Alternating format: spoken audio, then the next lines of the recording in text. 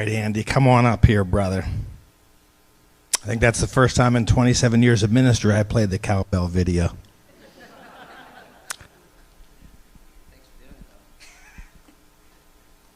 So, thanks everyone. Friendly neighborhood drummer here, Andy Marzullo. So, a couple of months ago, I had a conversation with Alan, and I said, Alan, you know, man, it'd be great if we got some cowbell in here, wouldn't it?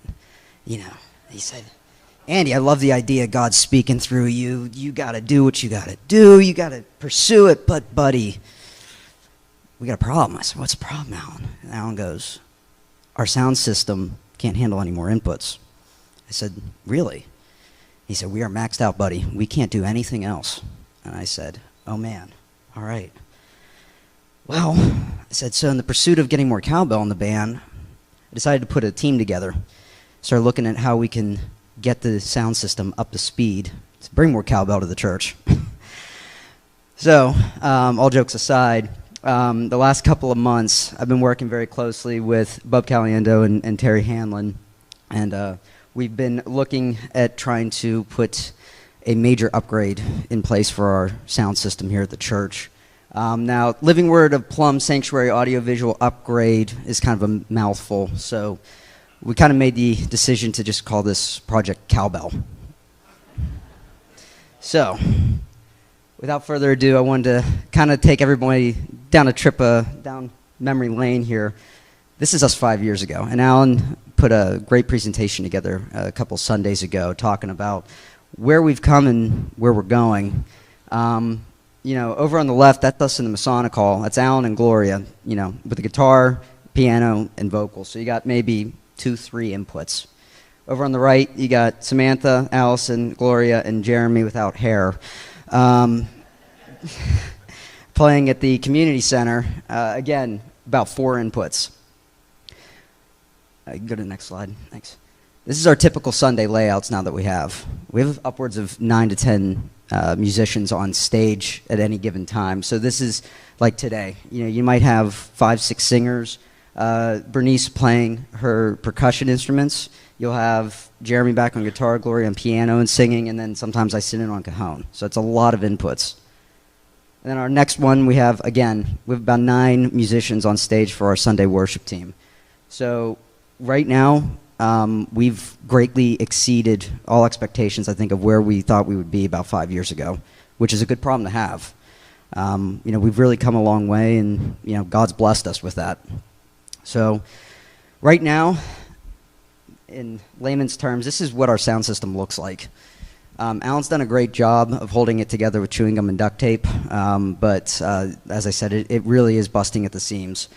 Right now, all the inputs that you see on stage are going to actually 2 soundboards. We have a mini soundboard that's hidden very well up here in front of the piano, and then we have the main soundboard in the back. Now, typically, you want everything to go to one soundboard, so you can control everything one time through. Our soundboard isn't big enough to support everything, so we've had to actually put that into the mini soundboard, put a separate signal back to the other board, and then you can't do any mixing in the back. So we're very limited in what we can do. And as you can see, we only have about 4 monitors right now, which, for those of you who don't understand what a monitor might be, so up here we have one hidden very well. This allows the musicians to hear themselves. Some of us, like me, I use in-ears, so my monitor actually is in my ear, but that's an extra line that has to come out of the soundboard to allow me to hear what's going on around me, because I can't hear over the drums. Likewise, you know, Alan can't hear over the guitar, Jeremy can't hear over everything else for his guitar, so that allows musicians to get that feedback and see how it's supposed to sound. And then right now we pretty much only have 2 PA speaker lines, which are the ones here and then the ones hidden along the sides of the church. So you can go next slide. This is really where we should be.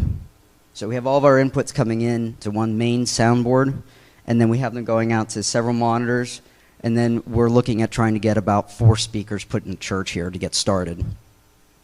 So in pursuit of this, we met a gentleman. His name is Ray Calfo. Ray Calfo, for those of you who are familiar with pianos and stuff in Blawnox, they're probably one of the premier, if not the best music stores in the Pittsburgh area. He's their sole subcontractor for audiovisual upgrades, and he's been doing this for, as you can see, a lot longer, almost as long as I've been alive. So, he's really knows what he needs to do here. He has a background in engineering. He's been installing systems since the 90s. He's done a number of different churches, and a lot of people have trusted their work to him for their sanctuaries. So, you can go to the next slide. Thanks. These are just a couple of the examples that he's looked at doing, or that he's done in the past, just to give everyone an idea. He's done everything from more traditional sanctuaries up to more contemporary ones, as well as he does school auditoriums. He's done different music venues, everything. So this is the guy, as I said, that we brought in to start getting our quote done for us.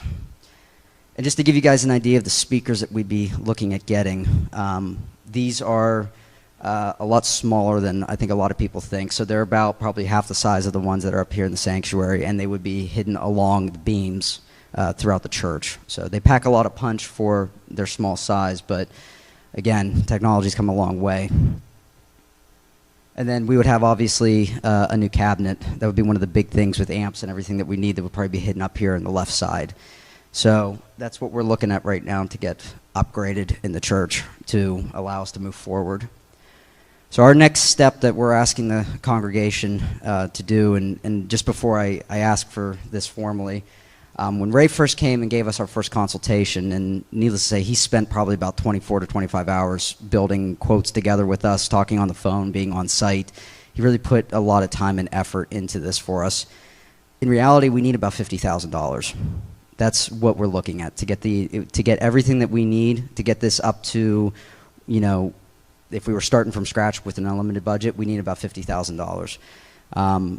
Obviously, we were working together with Ray, though, and we said, hey, we need to settle on a number somewhere in between. And we said, Ray, if we're going to start this from scratch and, you know, build onto this as we go, you know, we obviously have to have a good foundation. You don't build a house on nothing. You build it on a strong foundation. He said, I understand. So let's look at getting speakers, amps, monitors, and that's pretty much, and a board. And we're gonna get your foundation laid. And then over the years, as we can get some more money in, we'll start doing more upgrades as we can to try and get us up to where we need to be. But to get started, the committee is asking our congregation if we can start opening up donations for upwards of $20,000. That's our goal.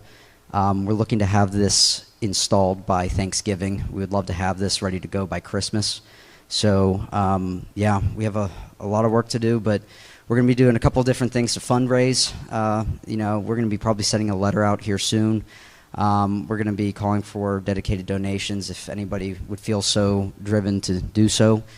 And on top of that, we're going to probably do some community fundraising as well. And one other thing, too, that I know personally, my company has offered to up some money for this. So we're also going to be calling on local businesses and foundations to see if we can try and get some money raised for this. So again, it's a very aggressive target. It's already the end of July. You know, we're looking at about 3 to 4 months to try and get this done. But God's blessed us in a lot of ways. You know, just looking around us here, I think he can take care of us here. So with that being said, you know, Jesus says we do need more cowbell. So help us get more cowbell in the church, please. Thank you, everyone.